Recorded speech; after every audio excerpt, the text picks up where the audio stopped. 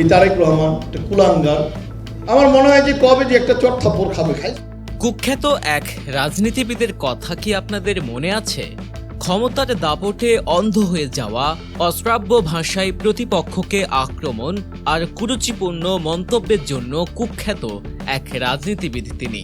একসময় যার ভয়ে থাকতেন অনেকেই, আজ তিনি কোথায়? চলুন জেনে নেওয়া যাক। তারেক জিয়াকে থাপ্পড় মারার হুমকি দেয়া কুখ্যাত এই সাবেক প্রতিমন্ত্রী মুরাদ হাসানের আজকের পরিণতি। পুরো ঘটনা জানতে আমাদের সাথেই থাকুন এবং আপনি যদি এখনও গল্প নিউজ চ্যানেলটি সাবস্ক্রাইব না করে থাকেন তবে এখনই সাবস্ক্রাইব করে বেল আইকনটি প্রেস করে দিন। একসময় ক্ষমতার শীর্ষে থেকে বেপরোয়া আচরণে অভ্যস্ত ছিলেন ডাক্তার মুরাদ হাসান। প্রতিপক্ষ রাজনৈতিক নেতা তারেক জিয়াকে থাপ্পড় মারার হুমকি থেকে শুরু করে জিয়াউর রহমানকে খুনি ও বেগম জিয়াকে চোর বলে গালিগালাজ করেছেন তিনি। এখানে শেষ নয়, তারেক জিয়ার কন্যা জাইমা রহমানকে নিয়েও তিনি করেছিলেন অত্যন্ত কুরুচিপূর্ণ ও অশ্লীল মন্তব্য। 2018 সালের নির্বাচনে জয়লাভের পর আওয়ামী লীগ সরকারের প্রতিমন্ত্রীর দায়িত্ব পান মুরাদ হাসান। এরপর থেকেই তার আগ্রাসী ও লাগাম ছাড়া আচরণ প্রকাশ পেতে থাকে। তবে তার ক্ষমতার দাপট বেশি দিন টেকেনি। জনপ্রিয় চলচ্চিত্র অভিনেত্রী মাহিয়া মাহিকে ধর্ষণের হুমকি সহ আইন শৃঙ্খলা বাহিনী দিয়ে তুলে আনার একটি ফোনালাপ ফাঁস হলে দেশ জুড়ে তোলপাড় শুরু হয়।